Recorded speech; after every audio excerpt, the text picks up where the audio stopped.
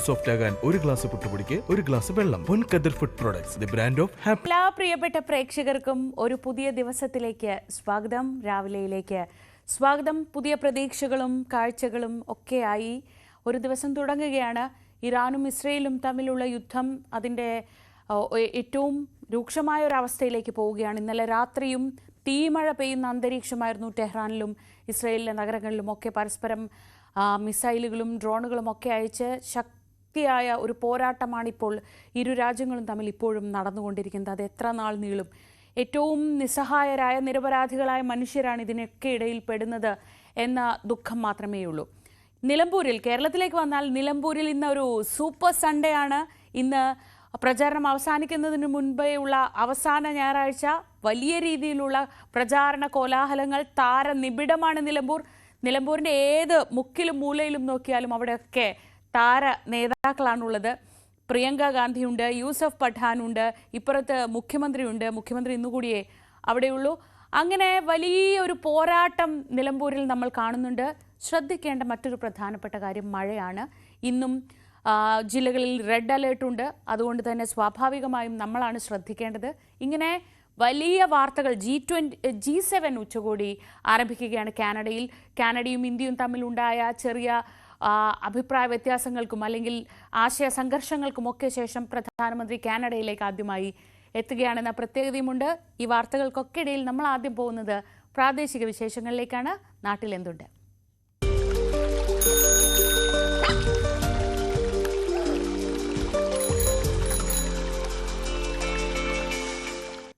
കാലവർഷം എത്തിയതോടെ വള്ളുവനാട്ടിൽ കൃഷിക്കാലം തുടങ്ങുകയാണ്. പാലക്കാടിന്റെ പടിഞ്ഞാറൻ മേഖലകളിലൊക്കെ ഒന്നാം കൃഷിക്കുള്ള ഒരുക്കം അവസാന ഘട്ടത്തിലാണ്.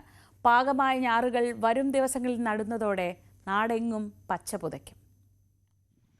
കാലവർഷം കനത്തതോടെ പട്ടാമ്പിയിലെ പാടശേഖരത്തിൽ ഒന്നാം വിള നെൽകൃഷിക്കുള്ള ഒരുക്കങ്ങൾ തുടങ്ങി. പാടങ്ങളിൽ നിലമൊരുക്കൽ പൂർത്തിയായി. നടാനായി ഞാറുകൾ തയ്യാറായി. അടുത്ത ദിവസങ്ങളിൽ നടിയിൽ തുടങ്ങും. വരമ്പ് തയ്യാറാക്കലും വൃത്തിയാക്കലുമൊക്കെയായി തിരക്കിലാണ് കർഷകർ. കൃഷിഭവൻ വഴി കിട്ടിയ ജ്യോതിവിത്താണ് ഞാറ്റടിക്കായി പാകിയത്. 2 വിള നെൽകൃഷി ഇവിടെ നടത്താറുണ്ട്. 3-ാം വിളയായി പച്ചക്കറിയും ചെയ്യുന്നുണ്ട്. ഇത്തവണ പന്നിശല്യം കാര്യമായി ഇല്ല. കൃഷി തുടങ്ങിയാലും പ്രതിസന്ധികൾ ഉണ്ടാകില്ലെന്ന പ്രതീക്ഷയിലാണ് കർഷകർ. ന്യൂസ് 18 പാലക്കാട്. മഴക്കാലം എത്തിയതോടെ വീണ്ടും തരംഗമാവുകയാണ് പാലക്കാട് കുമരനെല്ലൂരിലെ വട്ടക്കിണർ. കനത്ത മഴയിൽ ജലസമൃദ്ധിയായി വട്ടക്കിണർ സമൂഹമാധ്യമങ്ങളിലടക്കം വൻ ഹിറ്റാണ്. വയലിനൊത്ത നടുവിൽ കണ്ണിന് കുളിർമയേകുന്ന വട്ടക്കിണർ, ആരുടെയും മനം നിറയ്ക്കുന്ന അതിമനോഹരമായ കാഴ്ച.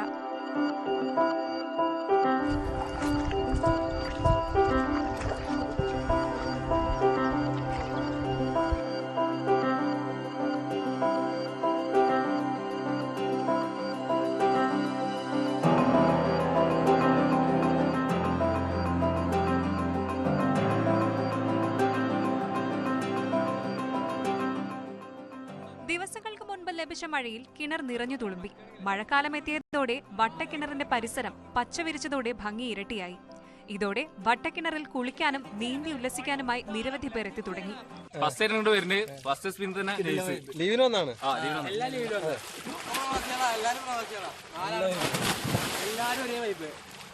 അടിപൊളി. ഞങ്ങൾ ഇതിന്റെ മുന്നൊരു വട്ടം ഇവിടെ വന്നിട്ടുണ്ട്. അന്നും അതേപോലെ ഇങ്ങനെ ക്ലിയർ ആയിട്ടുള്ള വെള്ളം തന്നെയായിരുന്നു. ഇപ്പോഴും അതേപോലെ ക്ലിയർ ആയിട്ടുണ്ട്. ഇതിന്റെ പ്രത്യേകത എന്താ വെച്ചാലേ, ഈ കുളത്തിൽ നല്ല പാറയുടെ പടമുണ്ട്. അപ്പൊ ആ പാറ ഉള്ളതുകൊണ്ടാണ് ഈ പാടത്തും ഇതേപോലെ ചളി ഇങ്ങനെ നിൽക്കാതെ വെള്ളം എത്ര ക്ലിയർ ആയിട്ടുണ്ട്. അടിപൊളിയാണ്. കാർഷിക മേഖലയ്ക്ക് വേണ്ടിയാണ് വർഷങ്ങൾക്ക് മുൻപ് വട്ടക്കിണർ നിർമ്മിച്ചത്. ഏത് വേനലിലും വറ്റാത്ത ജലാശയം കൂടിയാണ് ഇന്നീ വട്ടക്കിണർ. സമൂഹ മാധ്യമങ്ങളിൽ എക്കാലത്തും വൈറലാണ് വട്ടക്കിണർ. അതുകൊണ്ട് തന്നെ പാലക്കാടിന് പുറത്തുനിന്നടക്കം കിണർ അന്വേഷിച്ചു വരുന്നവർ നിരവധിയാണ്. മഴക്കാലമായതോടെ വട്ടക്കിണർ നിറഞ്ഞു ജോറായിട്ടുണ്ട്. മഴക്കാലമായാൽ പ്രകൃതി ഭംഗി വേണ്ടുവോളമുള്ള വട്ടക്കിണർ വിനോദസഞ്ചാര കേന്ദ്രമാവുകയാണ്. ന്യൂസ് 18 പാലക്കാട്. പാലക്കാടൻ പാടശേഖരങ്ങളിലൊക്കെ ഇനി പച്ചപ്പിൻ്റെ കാഴ്ചകളാണ്. ഞാറുനടിയിലുമൊക്കെയായി ഇനി വളരെ ഗൃഹാതുരത്വമുണർത്തുന്ന കാഴ്ചകളാണ് പാലക്കാടിൻ്റെ പടിഞ്ഞാറൻ ഭാഗങ്ങളിൽ നിന്ന് പ്രത്യേകിച്ചും വരാനുള്ളത്. അതിലൊരു കാഴ്ചയാണ് ഈ വട്ടക്കിണർ. ഇനി മറ്റു വാർത്തകളിലേക്ക് നമുക്ക് പോകാം. വെങ്ങാനൂർ വെണ്ണിയൂരിൽ ഇന്നലെ നമ്മൾ മഴയുടെ ഒരു കാൽപ്പനിക ഭാവമാണ് അവിടെ അങ്ങനെ പറഞ്ഞതെങ്കിൽ മറ്റൊരു വശത്ത് നാശനഷ്ടങ്ങളാണ്. വെണ്ണിയൂരിൽ മഴയത്ത് ഇരുനില വീട് ഭാഗികമായി തകർന്നു.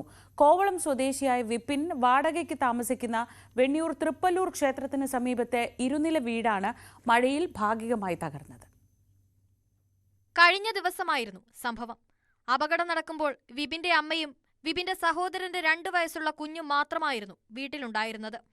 അസ്വാഭാവിക ശബ്ദം കേട്ട് വിപിന്റെ അമ്മ കുഞ്ഞുമായി പുറത്തേക്കിറങ്ങിയതിനാൽ ആളപായം ഒഴിവായി.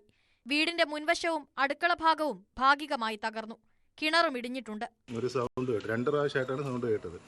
ആദ്യം സൗണ്ട് കേട്ടപ്പോൾ ഞാൻ വിചാരിച്ചു ലോറിയിൽ നിന്ന് തൊട്ടപ്പുറത്ത് വീട് പണി കിടക്കുന്നുണ്ട്, അപ്പോൾ ലോറിയിൽ നിന്ന് കല്ലടിക്കുന്നതെന്ന് വിചാരിച്ചു. അപ്പോൾ ഇറങ്ങി നോക്കിയപ്പോൾ ഒന്നും കാണാനില്ലായിരുന്നു. രണ്ടാമത് വീണ്ടും ഒരു സൗണ്ട് കേട്ടു. സൗണ്ട് കേട്ട് വീണ്ടും ഇറങ്ങിയപ്പോഴാണ് അവർ വീടിനകത്തുണ്ടായിരുന്ന അവർ രണ്ടിനും കൂടെ പുറത്തോട്ട് ഓടി വന്നത്. അങ്ങനെയാണ് ഈ സംഭവം അറിയുന്നത്.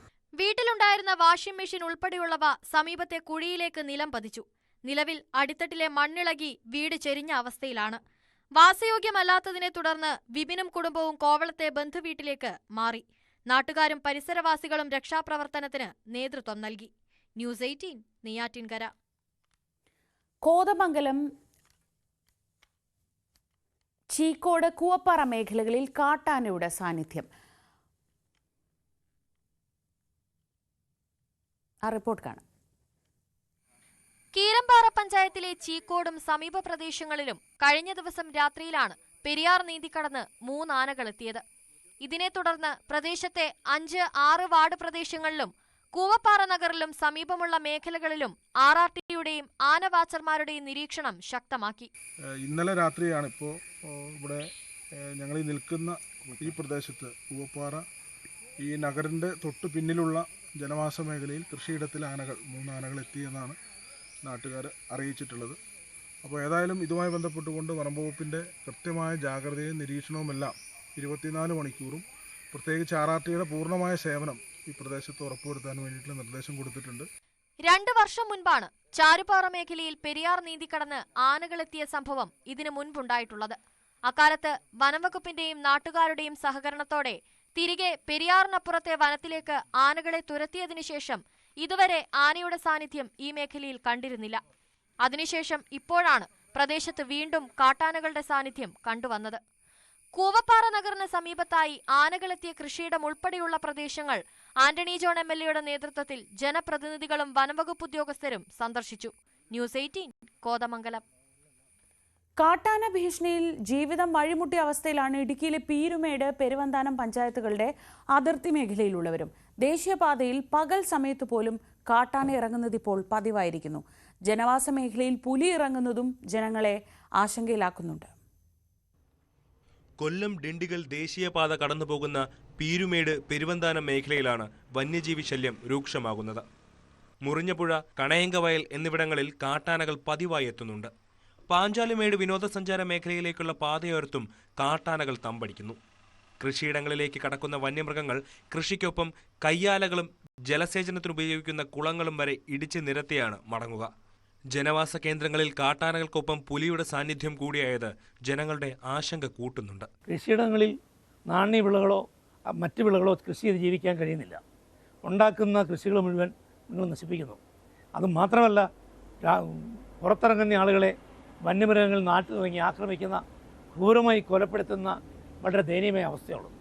അത് വളരെ ജനങ്ങളോടുള്ള സംസ്ഥാന സർക്കാരിൻ്റെ, ആവർത്തിച്ച് പറയുന്നു, വകുപ്പ് മന്ത്രിയുടെയും ഡിപ്പാർട്ട്മെൻറ്റിൻ്റെയും ജനങ്ങളോടുള്ള വളരെ ക്രൂരതയാണ്. വന്യമൃഗശല്യം രൂക്ഷമായതോടെ വിനോദസഞ്ചാരികളും ഈ മേഖലയിലേക്ക് വരാൻ മടിക്കുകയാണ്. ഓരോ തവണയും കാട്ടാനകൾ എത്തുമ്പോൾ വനം വകുപ്പ് ഉദ്യോഗസ്ഥർ സ്ഥലം സന്ദർശിച്ച് മടങ്ങുന്നതല്ലാതെ മറ്റ് നടപടികളൊന്നും ഉണ്ടാകുന്നില്ലെന്നും ആരോപണമുണ്ട്. ന്യൂസ് 18 ഇടുക്കി.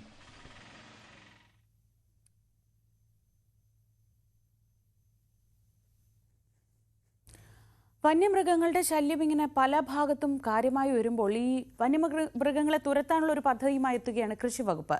വന്യമൃഗശല്യം രൂക്ഷമായ ഇടുക്കിയിലെ മറയൂർ, കാന്തല്ലൂർ പഞ്ചായത്തുകളിലായി 200 ലൈറ്റുകൾ കർഷകർക്ക് നൽകുകയാണ് വനം വകുപ്പ്. സോളാറിൽ പ്രവർത്തിക്കുന്ന ഈ ലൈറ്റുകൾ സൗജന്യമായാണ് വിതരണം ചെയ്യുന്നത്. രാത്രിയിൽ ഇടവിട്ട് നീല വെളിച്ചം പുറപ്പെടുവിക്കുന്ന രീതിയിലാണ് ഈ ലൈറ്റുകൾ സജ്ജീകരിച്ചിരിക്കുന്നത്.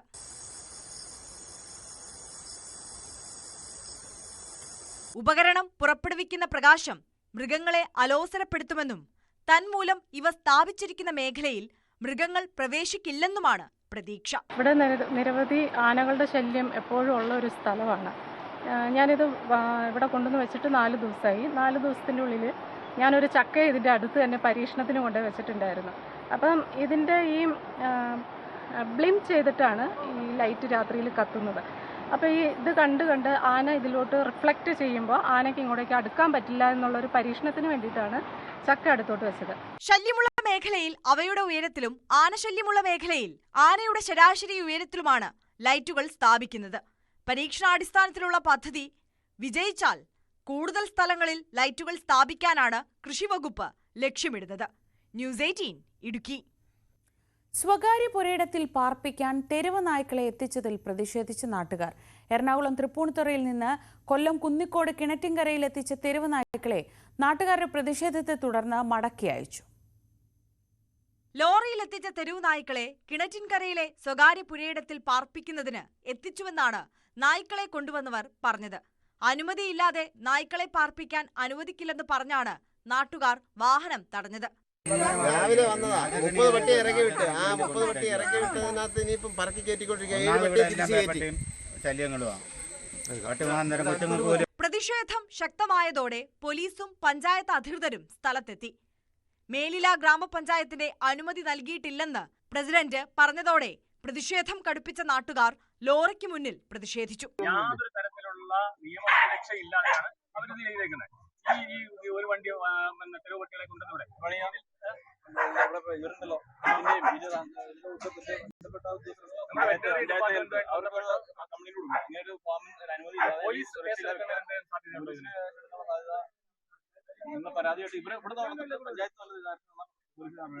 ഇതിനിടയിൽ കുറേയധികം നായ്ക്കളെ ലോറിയിൽ നിന്ന് പുറത്തിറക്കിയിരുന്നു. ഇവയെ തിരികെ കയറ്റി മുഴുവൻ നായ്ക്കളെയും തിരികെ കൊണ്ടുപോകണമെന്നായിരുന്നു നാട്ടുകാരുടെ ആവശ്യം. പ്രതിഷേധം കടുത്തതോടെ സംഘാടകർ നായ്ക്കളെ തിരികെ വാഹനത്തിൽ കയറ്റിക്കൊണ്ടുപോയി. 100ഓളം നായ്ക്കൾ ലോറിയിലുണ്ടായിരുന്നുവെന്നാണ് കണക്കാക്കുന്നത്. കഴിഞ്ഞ മാസം തെരുവുനായയുടെ കടിയേറ്റ് പേവിഷബാധയേറ്റ നിയ ഫൈസലിന്റെ വീടിന്റെ സമീപത്താണ് ഈ സംഭവം. നിയയുടെ മരണത്തിന്റെ ദുഃഖം മാറുന്നതിന് മുൻപേ ഇത്രയധികം തെരുവുനായ്ക്കളെ ഇവിടെ എത്തിച്ചതാണ് നാട്ടുകാരുടെ പ്രതിഷേധം ശക്തമാകാൻ കാരണം. ന്യൂസ് 18 പുനലൂർ. തൃശൂരിൽ ബസ് യാത്രയ്ക്കിടെ അപസ്മാരം വന്ന വയോധികന് രക്ഷകരായി KSRTC ബസ്സിലെ ജീവനക്കാർ. അവശനിലയിലായ വയോധികനെ ജീവനക്കാർ അതേ ബസ്സിൽ തന്നെ ആശുപത്രിയിൽ എത്തിക്കുകയായിരുന്നു. ചാലക്കുടി കൊന്നക്കുഴി സ്വദേശിയായ ജോണി റപ്പായിക്കാണ് ജീവനക്കാരുടെയും യാത്രക്കാരുടെയും സമയോചിതമായ ഇടപെടലിലൂടെ ജീവൻ തിരിച്ചു കിട്ടിയത്. ചാലക്കുടി ഡിപ്പോയിലെ കണ്ടക്ടർ ഷൊർണൂർ കവളപ്പാറ സ്വദേശി ഷാജന്റെയും ഡ്രൈവർ ഷിമിലിന്റെയും നേതൃത്വത്തിലായിരുന്നു രക്ഷാപ്രവർത്തനം. മലക്കപ്പാറ ചാലക്കുടി KSRTC ബസ്സിൽ ഇന്നലെ ഉച്ചതിരിഞ്ഞായിരുന്നു സംഭവം. കൊന്നക്കുഴി സ്വദേശി 73 വയസ്സുള്ള ജോണിക്കാണ് അസുഖബാധയുണ്ടായത്. കൊന്നക്കുഴിക്ക് സമീപം ചാട്ടുകല്ല് സ്റ്റോപ്പിൽ നിന്നും 4 മണിയോടെയാണ് ജോണിയും ഭാര്യയും ബസ്സിൽ കയറിയത്. 5 മിനിറ്റിനകം ജോണിക്ക് അവശത അനുഭവപ്പെട്ടു തുടങ്ങി. അധികം വൈകാതെ ജോണിയുടെ കൈ മരവിക്കുകയും വായു ഒരു വശത്തേക്ക് കോടുകയും ചെയ്തു. സംഭവം ശ്രദ്ധയിൽപ്പെട്ട കണ്ടക്ടർ ഷാജൻ ഉടൻ CPR നൽകി. പിന്നാലെ പ്രദേശത്തെ പ്രാഥമികാരോഗ്യ കേന്ദ്രത്തിലെ ജോലി കഴിഞ്ഞ് മടങ്ങിപ്പോകുന്ന ബസ്സിലെ യാത്രികരായ 2 നഴ്സുമാരും ജോണിക്ക് CPR നൽകി. ഇതിനിടെ ആംബുലൻസിനെ ബന്ധപ്പെടാൻ ശ്രമിച്ചെങ്കിലും ലഭിക്കാതെ വന്നതോടെ ബസ് അതിവേഗത്തിൽ 15 കിലോമീറ്റർ അപ്പുറത്തുള്ള ചാലക്കുടി സെന്റ് ജെയിംസ് ആശുപത്രി ലക്ഷ്യമാക്കി പാഞ്ഞു. വിവിധ സ്റ്റോപ്പുകളിൽ ഇറങ്ങേണ്ട യാത്രക്കാർ ബസ്സിലുണ്ടായിരുന്നെങ്കിലും അവരാരും സ്റ്റോപ്പുകളിൽ ഇറങ്ങാതെ രോഗിയെ ആശുപത്രിയിലെത്തിക്കാൻ സഹകരിച്ചതും ജീവൻ തിരിച്ചു കിട്ടാൻ തുണയായി. ആംബുലൻസ് വിളിച്ചെങ്കിലും പെട്ടെന്ന് അവർ കിട്ടാൻ ഒരു 1-2 കേസ് അറ്റൻഡ് ചെയ്യാൻ പോയി എന്ന് പറഞ്ഞതിന്റെ അടിസ്ഥാനത്തിൽ ആംബുലൻസ് കിട്ടാൻ ഇല്ലാത്ത സാഹചര്യത്തിൽ അടിയന്തരമായി തന്നെ നമ്മുടെ ബസ് ഒരു ആംബുലൻസ് പോലെ വളരെ പെട്ടെന്ന് തന്നെ തൊട്ടടുത്തുള്ള സെന്റ് ജെയിംസ് ഹോസ്പിറ്റലിലേക്ക് കൊണ്ടുപോയി. യാത്രക്കാരെല്ലാവരും നമ്മളോട് സഹായിച്ചു. അവരെ ഇടയ്ക്ക് ഇറങ്ങാനുള്ള ആളുകളെല്ലാം കുഴപ്പമില്ല, ഞങ്ങൾ ചാലക്കുടി വരാൻ തയ്യാറാണെന്ന് പറയുകയും അങ്ങനെ അവരുടെ എല്ലാം സഹായത്തോടു കൂടി വളരെ പെട്ടെന്ന് തന്നെ ചാലക്കുടി സെന്റ് ജെയിംസ് ഹോസ്പിറ്റലിലേക്ക് എത്തിക്കുകയും അവിടെ അടിയന്തര ചികിത്സ നൽകുകയും ചെയ്തു. ഇപ്പോൾ അവർ സുഖം പ്രാപിച്ചു വരുന്നു എന്നാണ് അറിയാൻ കഴിഞ്ഞത്. ഡ്രൈവറുടെ മിന്നൽ വേഗതയിൽ 4:40 എത്തേണ്ട ബസ് 4:15 ചാലക്കുടി സെന്റ് ജെയിംസ് ആശുപത്രിയിൽ എത്തിച്ച് രോഗിയെ അടിയന്തര ചികിത്സയ്ക്ക് വിധേയമാക്കുകയായിരുന്നു. ജീവനക്കാരുടെയും യാത്രക്കാരുടെയും സമയോചിത ഇടപെടൽ മൂലം വയോധികൻ ആരോഗ്യത്തോടെ വീട്ടിലേക്ക് മടങ്ങിയതായി ആശുപത്രി അധികൃതർ അറിയിച്ചു. ന്യൂസ് 18 തൃശൂർ. ഇടുക്കി അടിമാലി കുമളി ദേശീയപാതയിൽ കത്തിപ്പാറയ്ക്ക് സമീപത്തെ കൊടുംവളവ് അപകടഭീതി ഉയർത്തുന്നു. പാതയുടെ ഒരു ഭാഗം കിഴുക്കാന്തൂക്കായ ചെരുവാണ്. ഈ ഭാഗത്ത് സുരക്ഷാവേലികൾ സ്ഥാപിക്കാത്തതും അപകട കാരണമാകുമെന്നാണ് നാട്ടുകാർ പറയുന്നത്. അടിമാലി കുമളി ദേശീയപാതയിൽ കത്തിപ്പാറയ്ക്ക് സമീപമാണ് വലിയ അപകട വളവുകളുള്ളത്. കുത്തിറക്കവും കൊടും വളവുകളും അപകട സാധ്യത കൂട്ടുകയാണ്. ദേശീയപാതയാണെങ്കിലും റോഡിന് ഈ ഭാഗത്ത് വേണ്ടത്ര വിസ്തൃതിയില്ല. കുത്തിറക്കത്തിന്റെ ഒരു വശം കിഴുക്കാം തൂക്കായ ചെരുവാണ്. റോഡ് നിർമ്മാണത്തിലെ അശാസ്ത്രീയത കൂടിയായപ്പോൾ കത്തിപ്പാറ കല്ലാർകുട്ടി മേഖലയിൽ അപകടങ്ങൾ പതിവാണ്. വളരെ അഗാധമായ ഒരു ഇറക്കം അവിടെയുണ്ട്. അവിടെ ക്രാഷ് ഗാർഡോ അതുപോലെയുള്ള സുരക്ഷാ സംവിധാനങ്ങളോ ഒന്നും ഇല്ലാത്തതുകൊണ്ട് വാഹനങ്ങൾ അപകടത്തിൽപ്പെടുന്ന ഒരവസ്ഥയുണ്ട്. ഇന്നലെ രാത്രിയിലും ഒരു വണ്ടി അവിടെ വളരെ താഴേക്ക് പതിച്ച സ്ഥിതിയുണ്ട്. ആളപായം ഉണ്ടായില്ല എന്നത് മാത്രമാണ് ഒരു ഭാഗ്യം എന്ന് കരുതേണ്ടതുള്ളൂ. പക്ഷേ അവിടെ വളരെ പെട്ടെന്ന് എന്തെങ്കിലും സുരക്ഷാ സംവിധാനം ഒരുക്കാൻ അധികാരികൾ ശ്രമിക്കണം, അല്ലെങ്കിൽ ശ്രദ്ധിക്കണം. ശ്രദ്ധിച്ചില്ലെങ്കിൽ അപകടം തുടർക്കഥയായി മാറുന്ന അവസ്ഥയും ആളപായം ഉണ്ടാകുന്ന അവസ്ഥയും ഉണ്ട്. റോഡിൽ ക്രാഷ് ബാരിയർ സ്ഥാപിക്കണമെന്നത് വർഷങ്ങളായുള്ള ആവശ്യമാണ്. ദേശീയപാത അധികൃതർ പക്ഷേ ഇത് മുഖവിലക്കെടുത്തില്ല. കഴിഞ്ഞ ദിവസവും ഒരു കാർ നിയന്ത്രണം തെറ്റി കൊക്കയിലേക്ക് വീണു.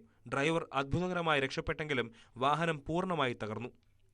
ആധുനിക നിലവാരത്തിൽ റോഡ് പൂർത്തീകരിച്ചതിനാൽ വാഹനങ്ങൾ നല്ല വേഗതയിലാണ് കടന്നു പോകുന്നത്. അപകടങ്ങൾക്ക് ശേഷം പരിഹാരം കണ്ടെത്തുന്ന പതിവ് നടപടികൾക്ക് പകരം ക്രാഷ് ബാരിയർ സ്ഥാപിച്ച് യാത്രക്കാർക്ക് സുരക്ഷ ഒരുക്കണമെന്നാണ് ആവശ്യം. ന്യൂസ് 18 ഇടുക്കി. അടിമാലി ബസ് സ്റ്റാൻഡിൽ മഴ പെയ്തതോടെ കുഴികളും വെള്ളക്കെട്ടുമൊക്കെയായി വാഹനങ്ങൾക്കും യാത്രക്കാർക്കും പൂർണ്ണ ദുരിതമാണ്. വാഹനങ്ങൾ പോകുമ്പോൾ ചെളി തെറിക്കുന്നത് കാരണം നടന്നു പോവാൻ പോലും കഴിയുന്നില്ല എന്ന അവസ്ഥയിലാണ് നാട്ടുകാർ. ദിവസവും നിരവധി സ്വകാര്യ ബസ്സുകളും KSRTC ബസ്സുകളും വന്നു പോകുന്ന അടിമാലി സ്വകാര്യ ബസ് സ്റ്റാൻഡ് പൊട്ടിപ്പൊളിഞ്ഞ് കുഴികൾ യാത്രികരെയും നാട്ടുകാരെയും വലയ്ക്കുകയാണ്. മഴ പെയ്ത് ബസ് സ്റ്റാൻഡിലെ കുഴികളിൽ വെള്ളം നിറഞ്ഞതോടെ യാത്രക്കാരും ബസ് ജീവനക്കാരും ദുരിതത്തിലായി. ആയിരക്കണക്കിന് ആൾക്കാർ ആശ്രയിക്കുന്ന ഏക ഒരു ബസ് സ്റ്റാൻഡാണ് Adimali bus stand. Adimali bus സ്റ്റാൻഡിൻ്റെ ഏറ്റവും വലിയ ദുരവസ്ഥയാണ് ഗർത്തങ്ങൾ പോലുള്ള മതിയായ കുഴികൾ. ഇവിടെ ഇന്ന് ദൈനംദിനമായിട്ട് ഓരോ പ്രശ്നങ്ങൾ ഉണ്ടാകുന്ന പറഞ്ഞിട്ടുണ്ടെങ്കിൽ യാത്രക്കാരും വിദ്യാർത്ഥികളോടൊപ്പം അനേകം ആൾക്കാർക്ക് ആ ഒരു കുഴി വളരെ ബുദ്ധിമുട്ടുണ്ടായിരിക്കുകയാണ്. ഇതിനു മുമ്പ് നമ്മുടെ തൊഴിലാളികളുടെ ഭാഗത്തു നിന്ന് അവിടെ ഒരു വാഴ നട്ട് പ്രതിഷേധിക്കുകയും അതിനെതിരെ പഞ്ചായത്ത് ഒരു നടപടി പോലും ഇതുവരെ സ്വീകരിച്ചില്ല. ഇതിനെതിരെ ഒരു നടപടി സ്വീകരിച്ചില്ലെങ്കിൽ ഇതിലും വലിയൊരു പ്രക്ഷോഭമായിട്ട് ഞങ്ങൾ മുന്നോട്ട് പോകാൻ തന്നെയാണ് തീരുമാനിച്ചിരിക്കുന്നത്. സ്ഥിരം യാത്രക്കാർക്ക് പുറമെ സ്കൂൾ തുറന്നതോടെ വിദ്യാർത്ഥികളും മാങ്കുളം മൂന്നാർ പ്രദേശത്തേക്കുള്ള നിരവധി വിനോദസഞ്ചാരികളും അടിമാലിയിലേക്ക് എത്തുന്നുണ്ട്. വെള്ളം നിറഞ്ഞ കുഴികളിൽ വാഹനങ്ങൾ വീഴുമ്പോൾ യാത്രക്കാരുടെയും വിദ്യാർത്ഥികളുടെയും ദേഹത്തേക്ക് വെള്ളവും ചെളിയും തെറിക്കുന്നത് മൂലം ബസ് ജീവനക്കാരും ജനങ്ങളുമായി വാക്കുതർക്കങ്ങളും പതിവാണ്. ഗ്രാമപഞ്ചായത്ത് വിഷയത്തിൽ ഇടപെടണമെന്നും കോൺക്രീറ്റ് ചെയ്ത് ബസ് സ്റ്റാൻഡിലെ കുഴികൾ അടച്ച് ജനങ്ങളുടെ ദുരിതം ഒഴിവാക്കണമെന്നുമാണ് നാട്ടുകാരുടെ ആവശ്യം. ന്യൂസ് 18 ഇടുക്കി. തിരുവനന്തപുരം വർക്കല ജനാർദ്ദനസ്വാമി ക്ഷേത്രത്തിലെ ചക്രതീർത്ഥക്കുളം സംരക്ഷിക്കാൻ നടപടിയില്ല. വർഷങ്ങൾ നീണ്ട നവീകരണവും തുടർന്ന് സൗന്ദര്യവൽക്കരണവും ഒക്കെ നടത്തി ഉദ്ഘാടനം ചെയ്തെങ്കിലും കുളം വേണ്ട രീതിയിൽ സംരക്ഷിക്കുന്നില്ല എന്നാണ് ഇവിടുത്തുകാരുടെ പരാതി. നീണ്ടകാലത്തെ ആവശ്യത്തിനൊടുവിലാണ് വർക്കല ചക്രതീർത്ഥക്കുളം നവീകരിക്കാൻ നടപടിയായത്. വർഷങ്ങളെടുത്തായിരുന്നു നവീകരണം. തുടർന്ന് സൗന്ദര്യവൽക്കരിച്ച് മനോഹരമാക്കി. എന്നാൽ തുടർ സംരക്ഷണ പ്രവർത്തനം അനിശ്ചിതത്വത്തിലായതാണ് പ്രതിസന്ധി. ചക്രതീർത്ഥക്കുളം സംരക്ഷിക്കാൻ ഒരു നടപടിയും ദേവസ്വം ബോർഡ് കൈക്കൊള്ളുന്നില്ലെന്നാണ് ആരോപണം. പകൽ പോലും മദ്യപസംഘം തമ്പടിക്കുന്നതായി നാട്ടുകാർ പറയുന്നു. 2023 വർക്കല ജനാർദ്ദനസ്വാമി ക്ഷേത്രത്തിലെ ചക്രതീർത്ഥക്കുളം നവീകരിച്ചത്. കുളത്തിനു ചുറ്റും ഇപ്പോൾ കാട് കയറിയിട്ടുണ്ട്. അപ്പോൾ ഈ ക്ഷേത്രത്തിന്റെ ആ പരിപാലനതയൊന്നും കാത്തു സൂക്ഷിക്കാതെ ദേവസ്വം ബോർഡ് യാതൊരു രീതിയിലുള്ള ഗൗരവവും ഇവിടെ കാണിക്കുന്നില്ല. കാരണം ഇവിടെയൊക്കെ വളരെ വൃത്തിഹീനമായ സാഹചര്യമാണ്. എവിടെ നോക്കിയാലും ചപ്പ് ചവറുകളും അതുപോലെ തന്നെ ഇവിടെ പുറത്തു നിന്ന് വരുന്ന ആൾക്കാരും ഒക്കെ ഇവിടെ മലമൂത്ര വിസർജന ചെയ്യുകയും വളരെ രൂക്ഷമായ ഗന്ധങ്ങളും മറ്റുമാണ്. ഇവിടെ നിൽക്കാൻ പറ്റാത്തൊരു സാഹചര്യമാണ്. അപ്പോൾ ഇത്രയും പ്രശസ്തമായ ഒരു ക്ഷേത്രത്തിന്റെ ഈ പരിസരം കൃത്യമായിട്ട് അത് വേലി കെട്ടി സംരക്ഷിക്കുകയും അല്ലെങ്കിൽ ഇതിന് വാച്ചറോ മറ്റ് സംവിധാനങ്ങളോ ഏർപ്പെടുത്തുകയും ചെയ്യണമെന്നാണ് ഇവിടെ നാട്ടുകാരുടെ ആവശ്യം. പക്ഷേ ഇതൊന്നും ചെയ്യാതെ ദേവസ്വം ബോർഡ് വളരെ അനാസ്ഥയാണ് ഈ ക്ഷേത്രകുളത്തിന്റെ കാര്യത്തിൽ സ്വീകരിച്ചു വരുന്നത്. വഴിവിളക്കുകൾ ഇല്ലാത്തതിനാൽ രാത്രിയായാൽ ഈ ഭാഗം ഇരുട്ടിലാകും. കഴിഞ്ഞ ദിവസം കുളക്കടവിൽ പരസ്യമായി മദ്യപിക്കുകയും കുളിക്കാനിറങ്ങുകയും ചെയ്ത യുവാക്കളെ പോലീസ് കസ്റ്റഡിയിലെടുത്തിരുന്നു. ക്ഷേത്രക്കുളങ്ങളിൽ തുണി അലക്കുന്നതിന് വിലക്കുണ്ടെങ്കിലും ഇവിടെ നിർബാധം അത് തുടരുന്നുണ്ട്. കുളം സംരക്ഷിക്കാൻ ദേവസ്വം ബോർഡ് അടിയന്തര ഇടപെടൽ നടത്തണമെന്നാണ് ആവശ്യം. ന്യൂസ് 18 വർക്കല. ഈ ദിവസത്തെ പ്രധാനപ്പെട്ട വാർത്തകളിലേക്ക് നമുക്ക് മടങ്ങിയെത്താം. ഇടവേളയ്ക്ക് ശേഷം. ഇടവേളയിൽ കാണാം നല്ല വാക്ക്.